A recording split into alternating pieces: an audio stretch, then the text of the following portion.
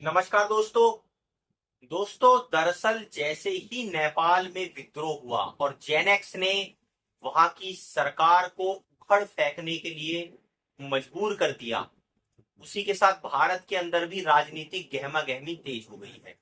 कांग्रेस के नेता उदित राज ने एक बयान दे दिया है। उन्होंने तुलना कर दी है नेपाल बांग्लादेश की भारत के साथ, और ये कह दिया भाई एक तरह से कि भारत के हालात कुछ मामलों में नेपाल और बांग्लादेश से भी ज्यादा बदतर हैं। और इसको दोस्तों आधार मानते हुए बीजेपी ने भी पलटवार करना शुरू कर दिया है। और ये कांग्रेस और बीजेपी की वार पलटवार की राजनीति में ना जाते हुए हम ये समझने की कोशिश करते हैं कि वास्तव में क्या भारत के अंदर नेपाल और बांग्लादेश जैसा विद्रोह हो सकता है या नहीं। और दोस्तों एक बिल्कुल निष्पक्ष विश्लेषण करने की कोशिश करेंगे, समझने की कोशिश करेंगे कि इसके समर्थन में क्या बातें जाती हैं और इसके अगेंस्ट में क्या बातें जाती हैं। अब आप ये समझिए कि जैसे श्रीलंका में हुआ, जैसे बांग्लादेश में हुआ, जैसे नेपाल में हुआ, वैसा भारत के अंदर विद्रोह क्यों नहीं हो सकता। तो जो जानकार हैं बहुत सारे लोग, या जो सत्ता में बैठे हैं, या जो सत्ता सुख ले रहे हैं, या बड़े अधिकारियों के पद पर बैठे हुए, वो कहते हैं भैया हमारा तो संविधान इतना मजबूत है, हमारे संविधान जो निर्माता थे वो इतना बढ़िया संविधान बना गए हैं कि भारत में कुछ इस तरह का हो ही नहीं सकता है। बहुत बढ़िया बात है। संविधान बनाने वाले तो बिल्कुल बढ़िया संविधान बना के गए, लेकिन विपक्ष तो आरोप क्या लगाता है कि आप संविधान को ताक पर रख रहे हैं, संविधान खतरे में है, लोकतंत्र खतरे में है, संविधान को भी आप बदलने की कोशिश कर रहे हैं। अगर आपकी मनमानी सीटें आ गई तो आप संविधान को भी बदलने का प्रयास कर सकते हैं। विपक्ष खुलकर आरोप लगा रहा है। और उससे भी बड़ी बात, विपक्ष खुलकर ये भी कह रहा है भैया आप वोट चोरी करके चुनाव जीत रहे हो। इससे बड़ा संविधान का, लोकतंत्र का मजाक क्या होगा कि भैया जब आपने वोट चोरी करके ही सरकार बना ली है तो क्या मतलब है, फिर तो लोगों का वोट का कोई मतलब नहीं है। आप करते रहो अपनी सेटिंग और अपना जीतते रहो चुनाव मैनेज कर करके, अपने जितने भी मर्जी आपको जीतने हैं। तो यहां पर सवाल ये खड़ा होता है दोस्तों, अगर चुनाव चोरी से जीते जा रहे हैं तो फिर भारत में ऐसा विद्रोह होने की संभावना है या नहीं। अब आप इसको इस तरह से समझ लीजिए कि भारत के अंदर अगर हम तुलना करके देखें नेपाल, श्रीलंका और उसके साथ साथ बांग्लादेश के साथ, तो कुछ मामले में भारत के अंदर उनसे बहुत बुनियादी फर्क है। बुनियादी फर्क ये है कि यहां पर सरकार तकरीबन तकरीबन 80 करोड़ लोगों को मुफ्त का राशन खिला रही है कि भैया पेट भरता रहेगा तो विद्रोह मत करिए, पेट भरते रहिए और चुप रहिए। जब पेट भरना बंद हो जाएगा, जब आदमी के पास अंतिम विकल्प ये होता है कि भैया अब तो वैसे भी मरना है, ऐसे भी मरना है, तो चलो फिर कुछ करके ही गुजरते हैं, तो वो हालत भारत के अंदर नहीं है। जब आदमी को राशन आप दे ही रहे हो भैया, किसी तरह से उनका एक टाइम खाना खा के पेट भर जाता है, तो उस मामले में तो भारत बेहतर स्थिति में है, उस पर कोई शक नहीं है। अब बात करते हैं दूसरे मुद्दों पर। अब बहुत सारे जो सरकार के समर्थक है वो कहते हैं भैया हमारी अर्थव्यवस्था बहुत तेजी से ग्रो कर रही है, हमारी आबादी का आकार इतना बड़ा है कि हमें जो है वो इस तरह की आर्थिक समस्याओं से हम उबर सकते हैं, हमारे पास वैसी स्थिति नहीं है जैसी नेपाल, बांग्लादेश या श्रीलंका ने झेली है। तो भैया ठीक है, लेकिन जो इसके विपक्ष में आरोप लगाने वाले हैं वो ये कहते हैं कि 5 बड़े ऐसे कारण हैं जिनसे भारत के अंदर भी ये संभावना लगती है कि शायद ऐसा विद्रोह हो सकता है। अब वो 5 कारण क्या है ये समझने की कोशिश करते हैं। सबसे पहला और बुनियादी कारण ये है दोस्तों कि भारत के अंदर जो युवा है इनकी अपेक्षा की जा रही है। आप उपेक्षा समझ लीजिए, उपेक्षा की जा रही है मतलब ये है भाई कि आज सरकार के अंदर जब हम ये अपेक्षा करते हैं कि एक युवा नेतृत्व हो, तो वहां पर ऐसे ऐसे लोग बैठे हैं जो 75 साल के हो गए हैं लेकिन रिटायर होने का नाम नहीं ले रहे हैं। चाहे वो अपने आप को एनजीओ चलाने वाले बताते हो, चाहे वो सरकार में बैठे हुए नेता हो, सरकारी पदों पर अगर कोई 60 साल के ऊपर जाएगा तो नियम कायदे हैं भैया, इतनी उम्र आपकी हुई है आप रिटायर हो गए। लेकिन इन राजनेताओं के लिए कोई उम्र का दोस्तों तकाजा नहीं है। ये 75 साल के हो जाएं, 80 साल के हो जाएं या जब तक इनकी इच्छा करे तब तक ये कुर्सी पर बैठ सकते हैं। और युवाओं के लिए क्या करते हैं ये, युवाओं को अग्निवीर बना देंगे कि भैया 4 साल काम करो, उसके बाद कुछ को रख लेंगे, कुछ को निकाल देंगे। नौकरी करने जाते हैं तो कॉन्ट्रैक्ट पर रखेंगे आपको, कॉन्ट्रैक्ट में आपको सैलरी मिलेगी और सिर्फ कुछ नियम कायदे तय होंगे, बाकी जो दूसरे बुनियादी बेनिफिट मिलते हैं वो नहीं मिलेंगे। कहने का मतलब ये है, अगर किसी तरह से आपको नौकरी मिल भी गई तो वो नौकरी इस तरह की होगी कि आपका भविष्य उसमें कितना सुरक्षित रहेगा, हमेशा प्रश्न चिन्ह लगा रहेगा। तो युवाओं की ये जो उपेक्षा करना है, यही नेपाल में हुआ। क्योंकि आंदोलन करने वाला आखिर है कौन, आप सोच के देखिए। आंदोलन करने वाले यही युवा वर्ग हैं जो 15 से 25 साल की उम्र के बीच में आते हैं। क्योंकि दोस्तों वो व्यक्ति जिसकी शादी हो चुकी है, जिसके बच्चे हैं, गृहस्थी है, वो बेचारा तो घर को, परिवार को पालने में ही फंसा रहता है और उनकी जिम्मेदारियों से इतना दबा रहता है कि वो विद्रोह करने के बारे में सोच भी नहीं पाता है। उससे ज्यादा जो युवा पीढ़ी के हैं उनके शरीर के अंदर इतनी ताकत नहीं होती कि भैया वो जाकर जो है अपने जीवन का रिस्क ले पाए।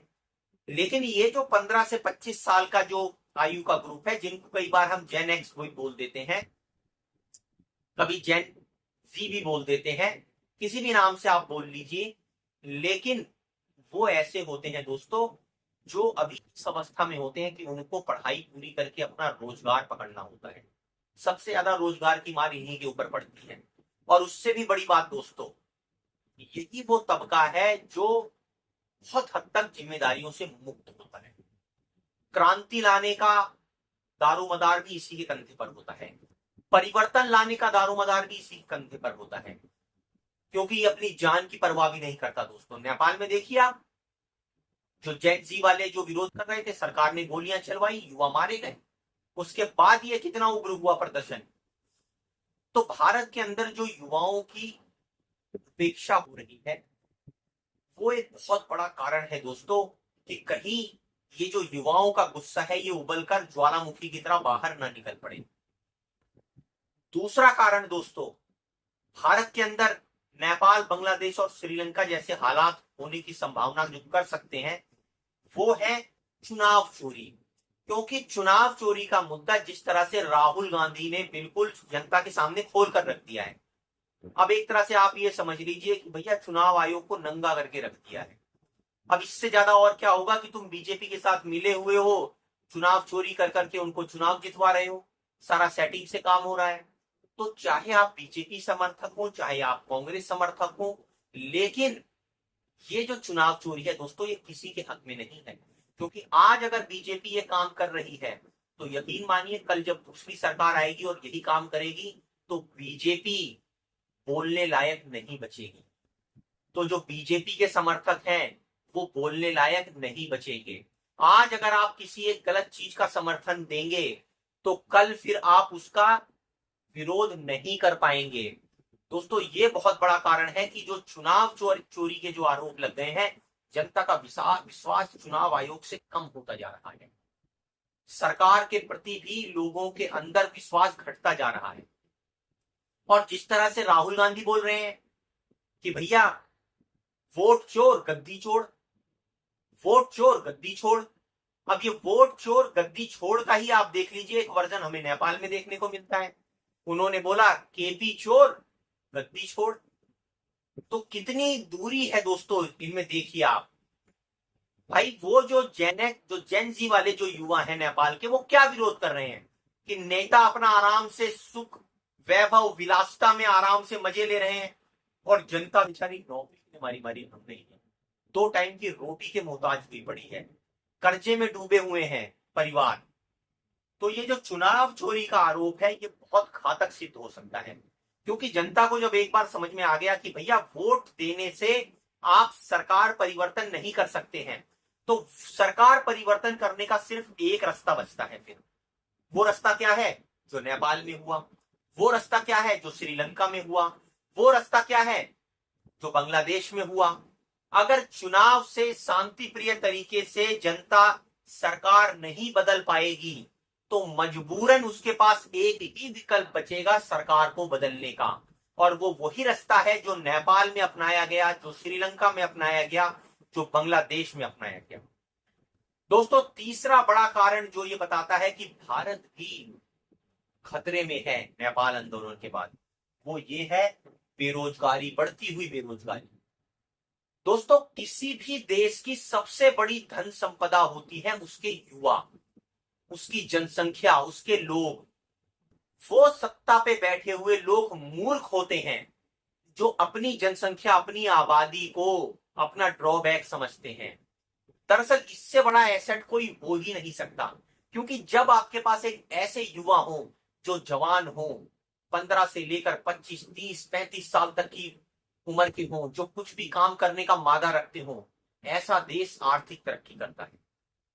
लेकिन तब तरक्की करता है जब बैठा हुआ राजा अपने युवाओं को एसेट समझे, और एसेट समझकर उनको उनकी योग्यता के अनुसार नौकरी दिलवाए, व्यापार दिलवाए, रोजगार दिलवाए, तो वो दिन प्रतिदिन तरक्की करते हैं। वो तरक्की करते हैं तो राज्य तरक्की करता है, राज्य तरक्की करता है तो देश तरक्की करता है। लेकिन यहां तो उल्टी गंगा बह रही है।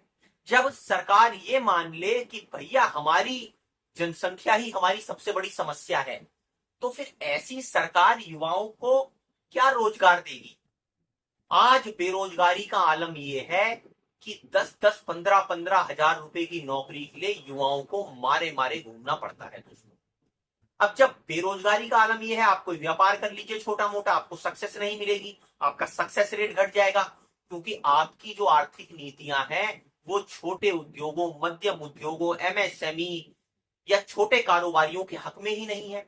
8 साल जीएसटी से खून चूसने के बाद अब आप उसको जीएसटी 2 पॉइंट रिवीजन का तोहफा बता रहे हैं। अरे भैया, अगर वो तोहफा है तो 8 साल आपने ये जो किया है ये क्या है? आपने जो खून चूसा व्यापारियों का, छोटे उद्योग जो बंद हो गए, उनको दोबारा पैसा दीजिए, उनको चालू करवाइए। अगर बैंक से लोन लेने चले जाइए आप कोई छोटा व्यापार उद्योग करने के लिए, आपको दोस्तों लोन लेना नाको चनी चबाना पड़ जाएगा। मजाल ही नहीं है दोस्तों। आप एक बार ट्राई करके देख लीजिए अगर आपको कोई गलतफहमी हो तो।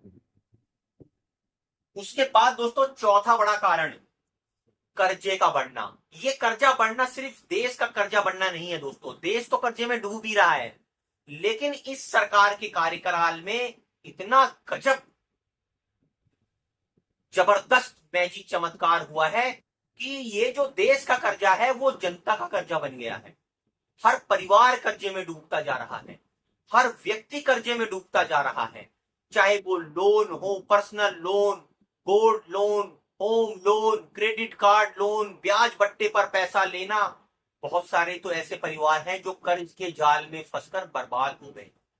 बहुत सारे हमने किसानों की बात सुनी, कर्ज में फंस फंसकर सुसाइडें कर ली उन्होंने।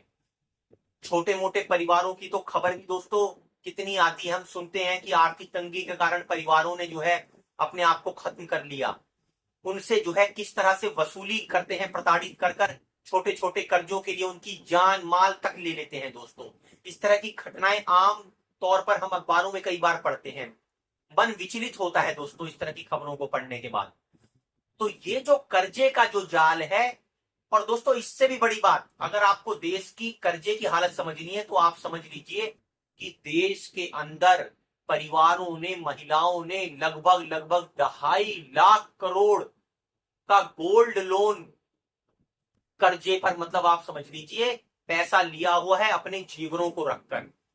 तो प्रधानमंत्री जी तो कहते थे कि कांग्रेस की सरकार आएगी तो मंगलसूत्र तक गिरवी रखवा देगी। अरे मोदी जी, ये जो 2.5 लाख करोड़ का लोगों ने गोल्ड लोन ले लिया है, अपने घर के जेवर बेच बेच कर बैंकों में रख दिए हैं, ये कौन लोग हैं? ये पूछा नहीं जाएगा क्या सवाल आपसे? दोस्तों, पांचवा बड़ा कारण कि भारत भी नेपाल जैसा विद्रोह देख सकता है या नहीं, वो भी आप समझिए। शिक्षा का व्यवसायीकरण। दोस्तों, दरअसल शिक्षा का आलम ये हो गया है इस सरकार के कार्यकाल में, इतना व्यवसायीकरण हुआ है, इतनी आर्थिक तंगी बढ़ी है कि जो प्राइवेट स्कूलों में बच्चे पढ़ाते थे उन्होंने सरकारी में डाले, और सरकारी में तो बहुत सारे लोगों ने जो आर्थिक तंगी में थे अपने बच्चों को निकाल दिया है। बहुत सारे बच्चों ने स्कूल छोड़ दिया है। तरह तरह की रिपोर्टें आती हैं, सरकारी एजेंसियां भी इसके ऊपर सर्वे कर चुकी हैं कि जिस तरह से बच्चे हाई स्कूल तक आने तक अपना स्कूल छोड़ दे रहे हैं, वो एक चिंता का विषय है। तो जब आपकी एक बहुत बड़ी युवा शक्ति, आपका बच्चा, आप उसको अशिक्षित अनपढ़ आबादी में बदल देंगे, तो वो आगे जाकर क्या करेगा? छोटे मोटी मजदूरी करेगा, आर्थिक गुलाम बन जाएगा लोगों का, और वो उसको मन चाहे तरीके से उसका जीवन निचोड़ेंगे। तो जब शिक्षा का व्यवसायीकरण होता है दोस्तों, तो चाहे आपको डॉक्टर बनना हो, इंजीनियर बनना हो, इतनी महंगी फीसें हो जाती हैं कि कोई भी बेचारा आम परिवार का व्यक्ति अपने बच्चों को पढ़ाने के बारे में सोच भी नहीं पाएगा। तो यह शिक्षा का व्यवसायीकरण ही है कि युवाओं के अंदर गुस्सा बढ़ रहा है। जब वो अपनी शिक्षा नहीं पूरी कर पाते हैं तो वो अपने सपने पूरे नहीं कर पाते हैं।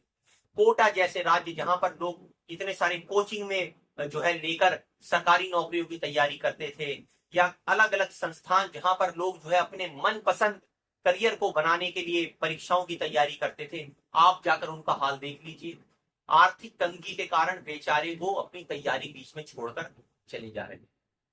तो दोस्तों, ये जो हमने 5 कारण आपको बताए, आप अपने कमेंट कर कर अपनी राय जरूर रखिए कि आपको क्या लगता है कि भारत के अंदर भी नेपाल, श्रीलंका और बांग्लादेश जैसा विद्रोह हो सकता है या नहीं? अगर हो सकता है तो क्यों, और अगर नहीं हो सकता तो क्यों नहीं हो सकता? दोस्तों, हमारे वीडियो को ज्यादा से ज्यादा लाइक कीजिए, शेयर कीजिए, फॉरवर्ड कीजिए।